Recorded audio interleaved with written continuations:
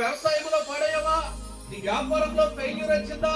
నీ వ్యాపారంలో నీవు అనుకున్నట్టుగా ఏడాది లాభం లేక ఒకవేళ ఏమైనా బతుకుగా ఉన్నావేమో, అలాంటి వారితో దేవుడి రాత్రికాల భాగంలో మాట్లాడుతున్నాడు. ఇస్సాకు నీకు నాకు కూడా చాలా ఉదాహరణగా రోల్ మోడల్ గా ఉన్నాడు. ఒకవేళ నీ వ్యాపారంలో వెనకబడి ఉండొచ్చు, నువ్వు చేసే వ్యవసాయంలో వెనకబడి ఉండొచ్చు, నీ ఉద్యోగంలో వెనకబడిపోవచ్చు, నీ తోటి వారే సమాజంలో నీకు చాలా చిన్న చూపు ఏలన చేస్తూ ఉండొచ్చు. అబ్బాయి ప్రయత్నం చేశాడు కానీ నీకు ఉద్యోగం రాదండి. అబ్బాయి వీడి వల్ల ఏమి కాదండి. మీరు ప్రయత్నం చేశారండి, ఇల్లు కట్టాలని ఫౌండేషన్ వేశారు కానీ ఇక వారి వల్ల కాదండి.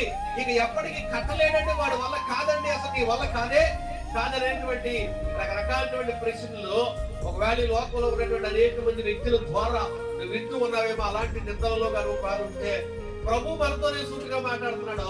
మనందరికీ రోల్ మోడల్ ఎవరంటే అబ్రహాము గారు కుమారుడైనటువంటి ఇస్సాకు.